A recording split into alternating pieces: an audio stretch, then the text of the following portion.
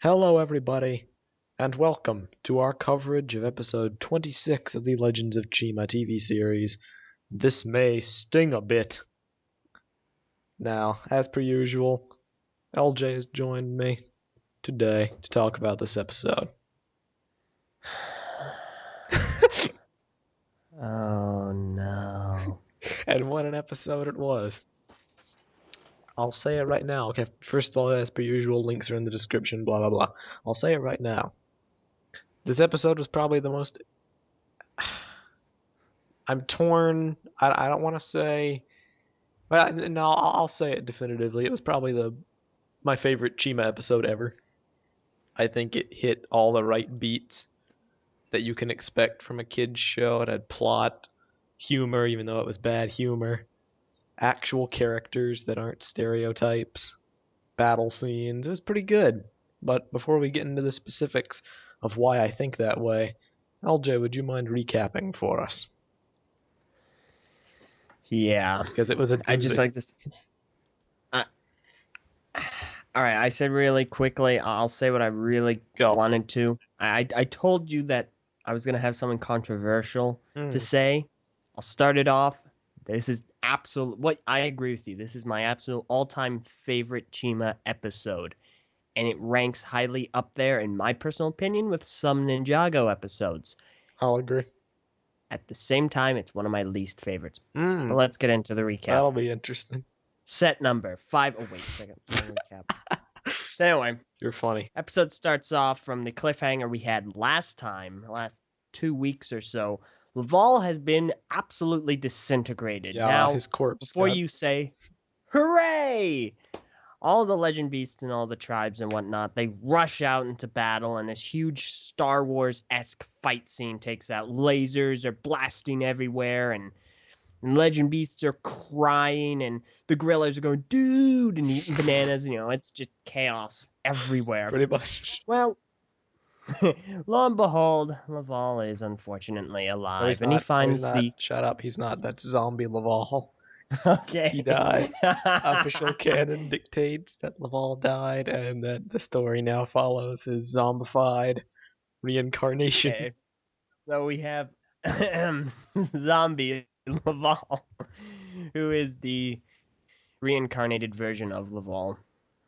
And he finds the lion legend beast basically on this little isolate in this small pond. And, lions can't swim, which is kind of unusual considering the lion saved Laval from water all the way back in the first season.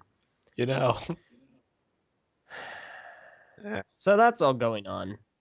And while he's talking to his legend beast, we quickly cut on over to, what's his name, Lavertus? Yeah. Lavertus and Renona. Renona. Rinona.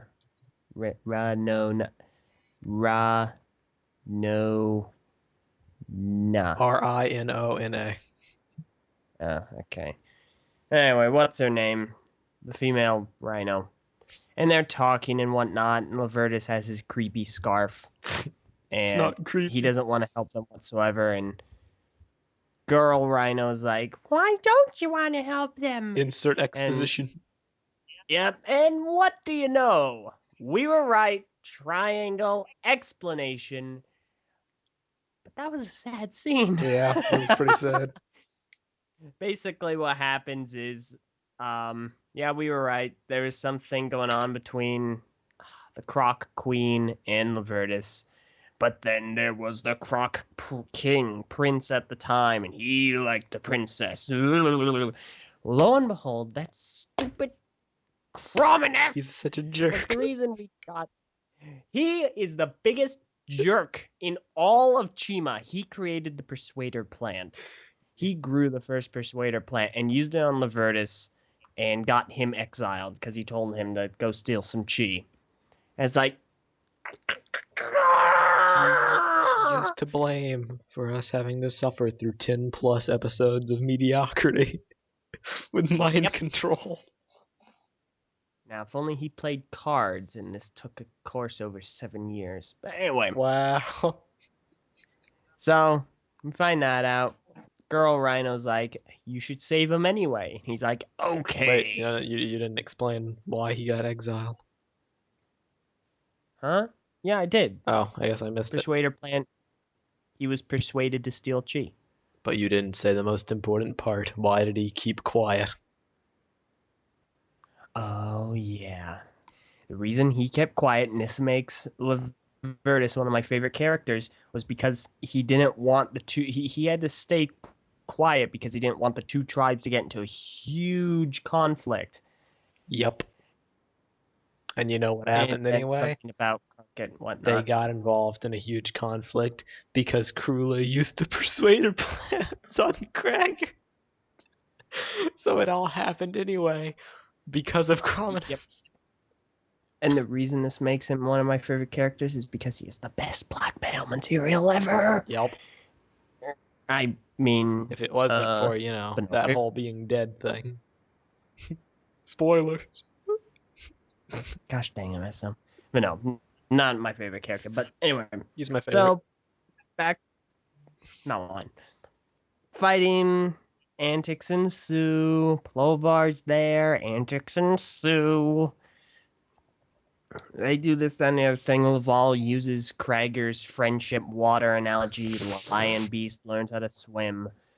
Zombie Laval rides in battle. Antics ensue. The scorpions start shooting out all the entrances, the exits, so that they can't escape. Antics ensue.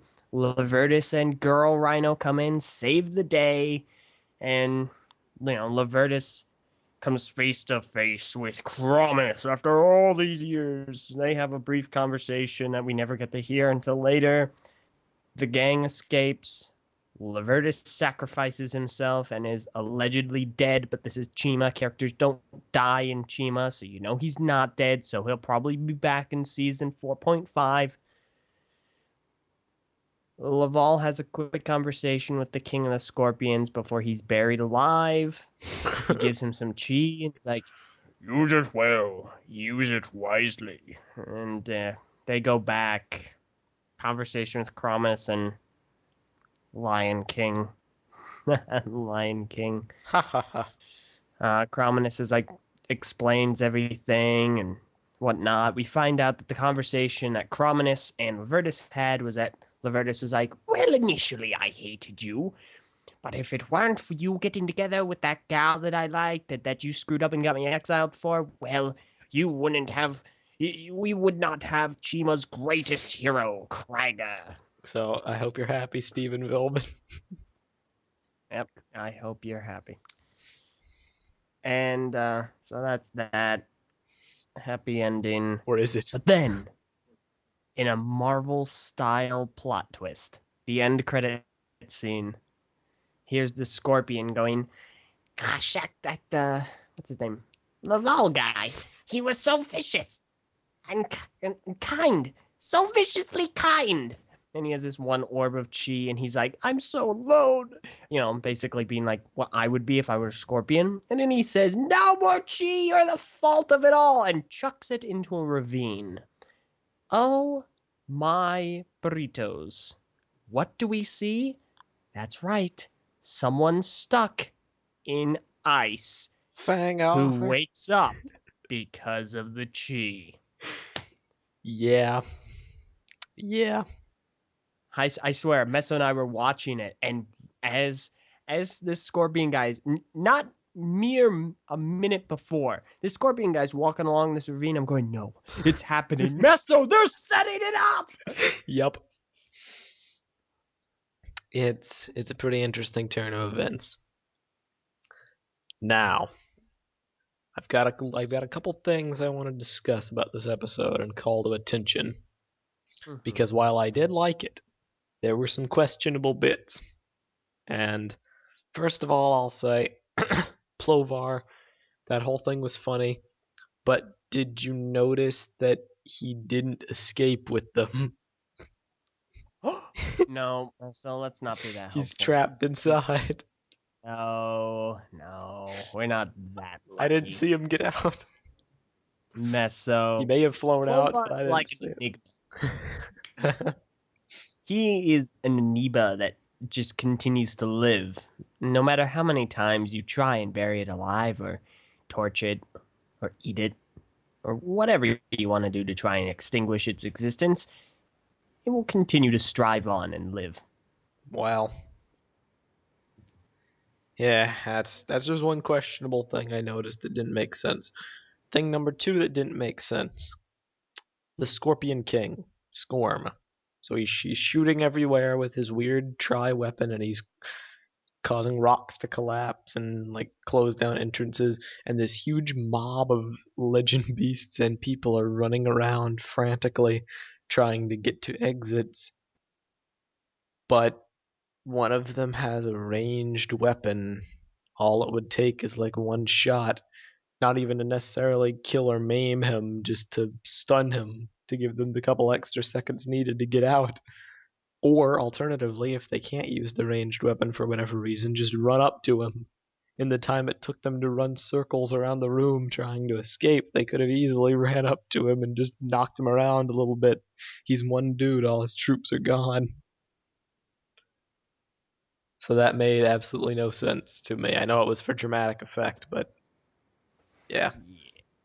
However, the whole thing with Lavertus flying in and using the golden chi to like prevent the collapse of stuff, that was cool.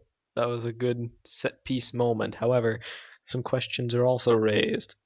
They want us to believe he's dead for the sake of creating a memorable impact on an otherwise lackluster story. Despite him being my favorite character, I hope he is dead because that will leave lasting impact. However, I don't really get how they can expect us to swallow that he's dead when he was buried with a golden chi orb that can move stuff. You know? Like the golden chi, one golden chi orb can turn a piece of land into a speedor racetrack. I'm sure one golden chi orb can move some rocks. Unless one hit his head on impact, then he's dead. I'm sure he'll be fine, but the Scorpion King was okay.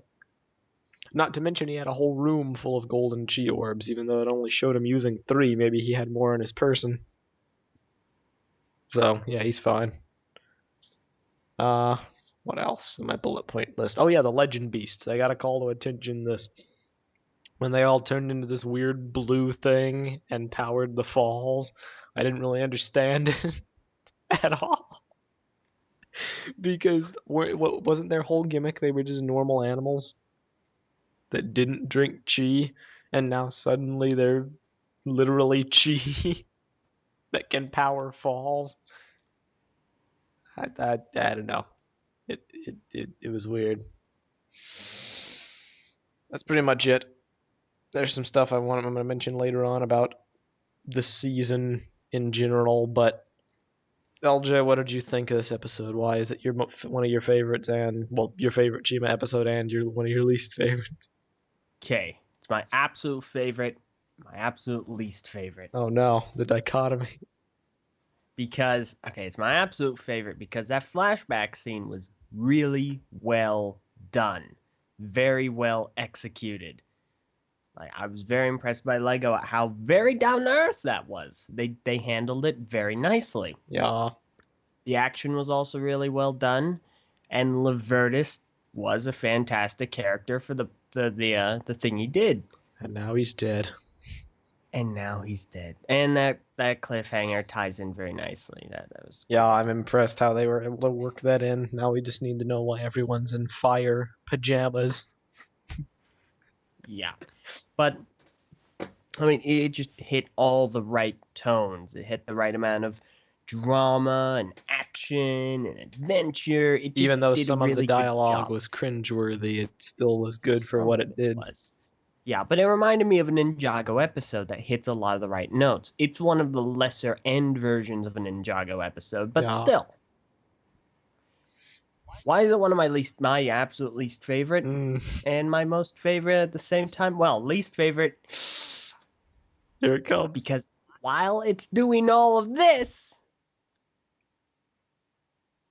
it's where are the consequences? Oh, I Gosh! see. I see. Darn it! Think about how many questions we have here. First of all, we have the cheat thing, and we already know how that's going to work out. We're going to have all these weird white and red and fire and ice and Kopaka and Tahu all over again and for a whole half of a season. That's what we're going to have. And then, Crominus? Are you kidding me? That guy's the biggest jerk since an Ace Attorney game. Why would you do that? Why? You are a jerk, a selfish jerk. He's like, you are the reason we had Crueler come up with this stupid flower nonsense and ruin the first season, you stupid moron!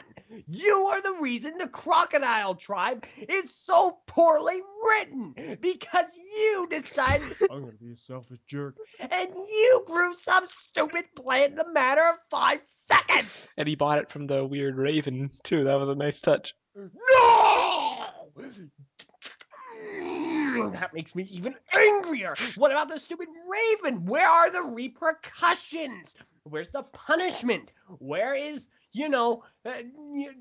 what's his name? Lavertus getting unexiled. How did anyone think about that? Dead. Where are the repercussions? There's nothing going. LJ. Everyone's just hunky dory. I'm sorry. Okay, thanks. LJ. Sorry makes it all better. No, it doesn't. LJ. You need to calm down and take a chill pill. And then, Girl Rhino is a Guy Rhino's sister. Well. Jeez Louise on a cheese stick. Who would have thought that? And oh boy, Aaron's like, oh, that makes me so happy. Ah! Well, you know what? Crash. Yep. Are you kidding me? Are we still pushing this Lego? What is that with the triangles? Do you think triangles are amusing? Do you think children are gonna go, I want to be in the middle of a triangle? No! Evidently. That's why it's one of my least favorites, because after all of this, where are the repercussions? We're gonna get the repercussions for the stupid Chi, but what about the Lion Tribe and Crominus and gosh. Well, LJ, you remember way back in the day, there was this little plot line, and there was this episode that had a weird music segment thing, and it was called Laval in Exile. You may remember that, right? And Laval got exiled, and he came back and he said, oh no, I broke the rules, I must have the consequences after I save everything. But do you see any consequences? No. If the main character gets no consequences, a side character will definitely get no consequences. Because if the main character gets no consequences, it's not even used for the purpose of teaching a moral. Angry. Yeah. Well, overall, I guess I can see where they're going with this season now.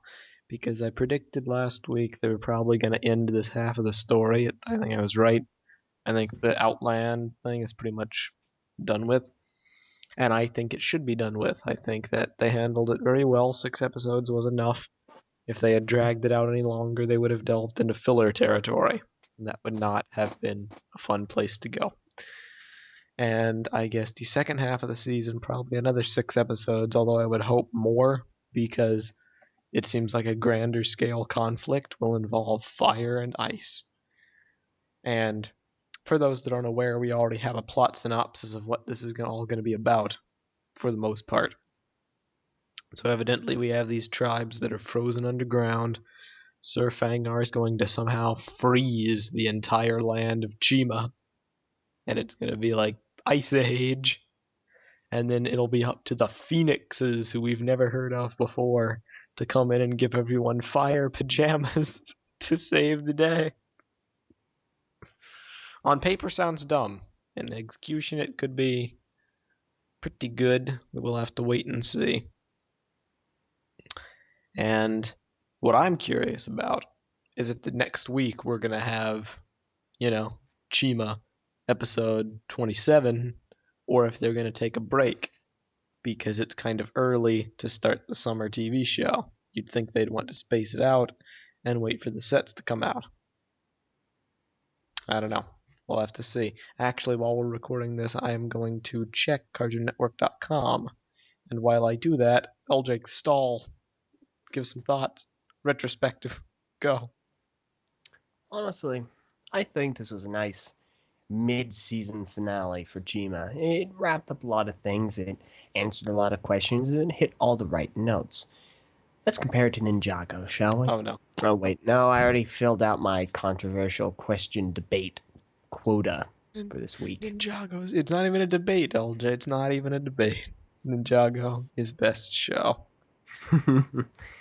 What should I talk about? Well, we've been discussing this. I've been scrolling through BZ Power. Oh, that's a fun thing to do. Messa, we need to have a discussion about El Rant J coming to the TTV channel. Oh no. Why would you say this? I'll explain it afterwards, but BZ Power is the most intolerant website I have ever visited. It's old news. I don't think that I've seen a more poorly staffed site in my entire life. The beginning of another debate has begun. Oh great. Hashtag shots fired on BCP's credibility. Strike one was the construction set. Strike two. I'll say this right now. If anybody here is a member, anyone listening to this is a member of TTV, member of BZ Power, for the love of granola, please make yourselves heard and just acknowledge publicly. Let BZ Power know how much they currently suck. Like, just let them know that the community really looks down upon them, because they need to understand that. They'll never understand. Okay, I found it. Okay. So, there is no Chima episode next week. So, I guess it's over. It's kaput. Had I known that, I would have hyped this up more. But as it stands, we're recording this at like 2:30 a.m. because I was out seeing Captain America: Winter Soldier. We got back late and we did this. But I guess that's that. That's Chima. We'll see you whenever the heck it comes back. And now we're left in limbo with no Lego shows to watch. No Ninjago till whenever the heck it returns. No Chima. What'll we do? We'll have to start watching Tenkai Nights and covering that. Well, this has been the final video that I will ever be in. Fortunately, at the time of this recording, I have since disappeared. Because that would be horrible reviewing Tenkai Nights. No, it wouldn't. That show is good. To a degree. Anyway. Thank you all for watching our coverage of episode 26 of the Legends of Chima TV show. This may sting a bit. AKA Zombie Laval and the Quest for Exposition. And we will see you all next time whenever the show returns. Hopefully soon, but maybe not. And goodbye. Adios.